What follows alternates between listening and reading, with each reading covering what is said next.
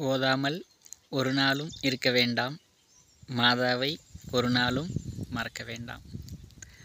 அனைவருக்கும் வணக்கம். எல்லோரும் நல்லா இருக்கிறீங்களா? சரிங்க, நம்ம இன்றைக்கி ஆவாரம்பூ அப்படிங்கிற ஒரு மகா மூலிகையினுடைய ஒரு தன்மை என்னங்கிறத நம்ம இன்றைக்கி தெரிஞ்சுக்கலாம். ஆவாரம்பூவினுடைய நன்மைகள் நம்ம அளவிட்டு சொல்ல முடியாத அளவுக்கு சித்தர்கள் இதனுடைய மகத்துவத்தை சொல்லியிருக்காங்க. ரொம்ப பார்க்குறதுக்கு அழகாகவும், அதனுடைய வர்ணம் பார்த்திங்கன்னா மஞ்சள் நிறத்தில் அதனுடைய மகரந்தம் பாருங்கள். இந்த பூவினுடைய ஒரு நன்மையை நம்ம தெரிஞ்சு இதை பயன்படுத்திட்டோம் அப்படின்னா, இது ஒரு காயகல்ப மூலிகையில் இந்த மலர் ரொம்ப ஒரு முக்கியத்துவம் வாய்ந்த மலராக சித்தர்கள் கூறியிருக்கிறாங்க. ஆவாரம்பூ கல்லீரலுக்கு மண்ணீரல் இந்த 2 உறுப்புலேயும் இருக்கக்கூடிய நச்சுக்களை வெளியேற்றத்தில் ரொம்ப முக்கியத்துவம் வாய்ந்த ஒரு மூலிகையாக இருக்குது இந்த ஆவாரம்பூ. சித்தர்கள் இது என்ன சொல்கிறாங்க அப்படின்னா, ஆவாரை பூத்திருக்க சாவாரை கண்டதுண்டோ அப்படின்னு சொல்லி இந்த ஆவாரம்பூனுடைய மகத்துவத்தை அவங்க அவ்வளோ ஒரு உயர்வாக சொல்லியிருக்காங்க. இது அந்த காலத்தில் நம்முடைய முன்னோர்கள், நம்ம தாத்தா பாட்டியெல்லாம் என்ன பண்ணுவாங்கன்னா, பிறந்த குழந்தைக்கு தண்ணி குளிச்சு விடும் பொழுது இந்த பூவை அந்த தண்ணியில் போட்டு அவங்க சோப்புக்கு பதிலாக இதை கொடுத்து அந்த குழந்தைகளுக்கு நீர் நம்ம குளிப்பாட்டுவாங்க. அப்போ அதில் என்ன நன்மை இருக்குது அப்படின்னா, இந்த தோல் மிருதுவாகவும் தோல் நோய் வராமல் இருக்கிறதுக்காகவும் அந்த குழந்தையினுடைய மேனி சிவக்கும். இப்போவுமே இது நிறையா இந்த ஒரு மூலிகையினுடைய இந்த பூவினுடைய ஒரு அம்சம் நிறையா இந்த அழகுக்காக, முக அழகுக்கு, தேக அழகுக்காக இந்த பூவினுடைய ஒரு பவுட்ரு பயன்படுத்திகிட்டு இருக்காங்க. நம்மளும் இதை உணர்ந்து இந்த மகத்துவத்தை நீங்கள் பயன்படுத்தி அனுபவித்தா மட்டும்தான் இந்த ஆவாரவினுடைய அந்த ஒரு ஆற்றல் நம்ம உணர முடியும். ஸோ அந்த வகையில் இதை எப்படி நம்ம பயன்படுத்தலாம், இதை பவுடராகவும் பயன்படுத்தலாம், கஷாயமாகவும் நம்ம டீ காப்பிக்கு பதிலாக, நம்ம டீ தூளுக்கு பதிலாக இந்த ஆவாரம்பூவினுடைய அந்த பொடியை நீங்கள் பவுடராக்கி வச்சுட்டு அதை நீங்கள் ஆவாரம்பூ டீயாக எடுத்து சாப்பிட்டிங்கன்னா அவ்வளவு ஒரு ஆற்றல், நாடி நரம்பு எல்லாம் ரொம்ப பலக. ஏன்னா கல்லீரலுக்கு ஒரு மிகப்பெரிய ஒரு சக்தியை கொடுக்கக்கூடிய ஒரு மூலிகையில் ஆவாரம்பூவும் ஒன்று. அதான் ஆவாரை பூத்திருக்க சாவாரை கண்டதுண்டோங்கிறான். அப்போது ஒரு நோய்வாய்ப்பட்டு இறக்கிற ஒரு தருவாயில் இருக்கிறவங்கள கூட இந்த பூ அவங்கள காப்பாற்று அப்படிங்கிறத அந்த சித்தர்களுடைய அந்த ஒரு வழிகாட்டுதல்.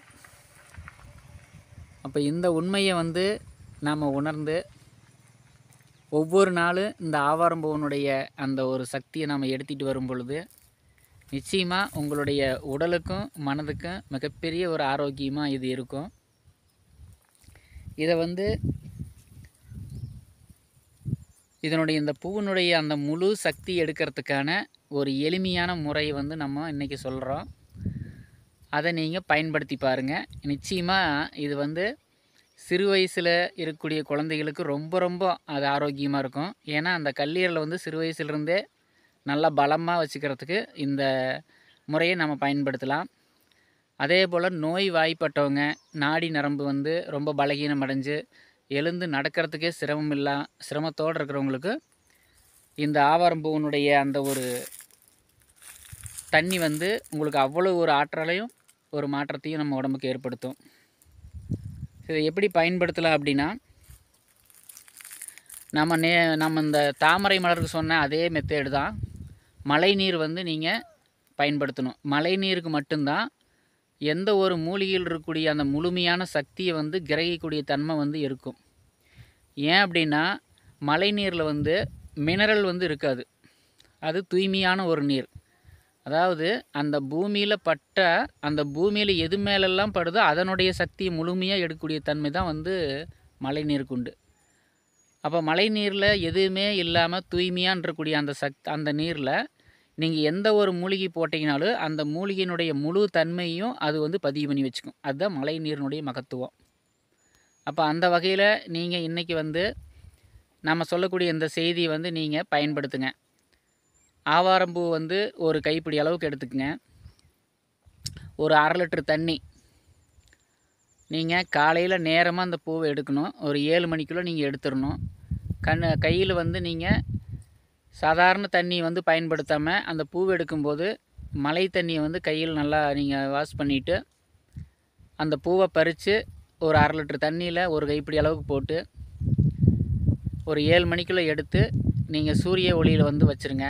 ஒரு 4 மணி நேரம் அந்த சூரிய ஒளியிலேயே இருக்கும் பொழுது இந்த மழைநீர் வந்து அந்த பூவினுடைய முழு அந்த எசன்ஸையும் அது இழுத்துக்கும்.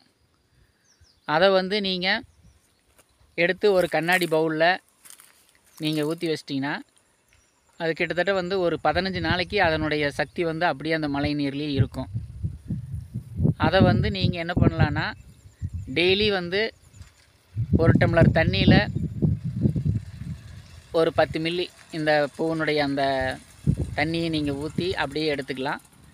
இல்லை அப்படின்னா வெறுமனேவே வந்து நீங்கள் ஒரு 1/2 டம்ளர் அளவுக்கு நீங்கள் வந்து வெறும் வயிற்றில் காலையில் அதை அருந்திட்டு வரும் பொழுது இந்த ஆவாரம்பூவினுடைய மகத்தான ஆற்றல் வந்து நம்ம உடம்புக்கு கிடச்சி நம்முடைய கல்லீரல் நல்லா பலமாகும். அதே போல் நரம்பு மண்டலங்கள் நல்லா பலமாகும். தோல் நோய்களுக்கு மிகச்சிறந்த ஒரு மருந்தாக இந்த ஆவாரம்பூ இருக்குது. ஏன்னா தோலை பாதுகாக்குது. பிறந்த குழந்தைகளுக்கு வந்து குழந்தை கருப்பாக இருக்குது, கொஞ்சம் சிகப்பாக உடம்பு வேணும் அப்படிங்கிறவங்களாம் அந்த காலத்தில் இந்த பூவை வந்து குளிக்கும் பொழுது வெந்நீரில் போட்டு அந்த எசன்ஸ் வந்து உள்ளே இறங்கின பின்னாடி அந்த குழந்தைகளுக்கு குளிப்பாட்டுவாங்க. அந்த குழந்தையினுடைய தோல் நோயே வராத அளவுக்கு ஒரு எதிர்ப்பு சக்தி வந்து கிடைக்கும். ஸோ அந்த வகையில் நம்ம இன்றைக்கி இந்த ஒரு மகத்துவமான ஒரு ஆவாரம்பூவினுடைய அந்த ஒரு நன்மையை நம்ம சொல்லியிருக்கிறோம். ஸோ நீங்கள் அனைவருமே பயன்படுத்துங்க. ஒவ்வொரு நாளும் ஆவாரம்பூ டீ சாப்பிடுங்க. நம்ம இன்றைக்கி டீங்கிற பேரில் அது என்னன்னே தெரியாமல் சாப்பிட்டுட்ருக்குறோம். இந்த மாதிரி ஆவாரம்பூவை எடுத்து நீங்கள் அதை வந்து நிழலில் காய போட்டு பவுடராக்கி வச்சுக்கலாம். இல்லைன்னா ஒரு கவரில் நீங்கள் அப்படியே போட்டு பாதுகாப்பாக வச்சிட்டிங்கன்னா சும்மா ஒவ்வொரு கைப்பிடி எடுத்து ஒரு ஃபேமிலியில் ஒரு 3 பேர் 4 பேர் இருக்கிறீங்கன்னா ஒரு கைப்பிடி எடுத்து ஒரு 4 டம்ளர் தண்ணி ஊற்றி அதை வந்து நீங்கள் டீயாக வைக்கலாம். அதில் வந்து அஸ்கா தவிர்த்துட்டு நாட்டு சர்க்கரை இல்லைன்னா கருப்பட்டி பனங்கற்கண்டு இந்த மாதிரி இனிப்பை சேர்த்தி நீங்கள் இந்த டீயாக சாப்பிட்டு பாருங்கள். ஒரு மாதம் நீங்கள் சாப்பிட்டீங்க அப்படின்னாவே உங்களுடைய அந்த இம்யூனிட்டி பவர் வந்து கூடிரும். நல்லா சுறுசுறுப்பாக இருப்பீங்க. ஏன்னா ஆவாரம்பூ வந்து ரொம்ப கல்லீரலுக்கு நல்லா சப்போர்ட் பண்ணுறதுனால நல்லா சுறுசுறுப்போடு இருப்பீங்க. அதை நீங்கள் வந்து பயன்படுத்தி அதனுடைய பயனை வந்து நீங்கள் நிச்சயமாக அனுபவிங்க. ஸோ அந்த ஒரு வாய்ப்பு உங்களுக்கு கடவுள் கொடுத்துருக்காங்க. இதை நீங்கள் நல்ல முறையில் பயன்படுத்துங்க. நம்ம இருக்கக்கூடிய இடம் வந்து ஒரு ஃபாரஸ்ட்டு.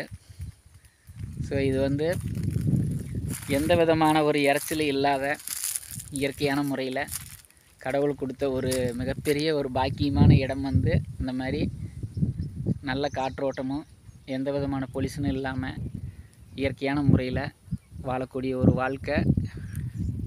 இது எத்தனை பேர் உங்களுக்கு அந்த வாய்ப்பு பாக்கியம் கிடைக்குன்னு தெரில. நமக்கு கடவுள் அந்த மிகப்பெரிய பாக்கியத்தை கொடுத்துருக்காரு. இந்த இயற்கையான சூழ்நிலையோடு வாழக்கூடிய அந்த ஒரு வாழ்க்கை முறை. ஸோ நீங்கள் இந்த வீடியோவை வந்து புதுசாக பார்க்குறவங்க சப்ஸ்கிரைப் பண்ணி வச்சுக்கோங்க.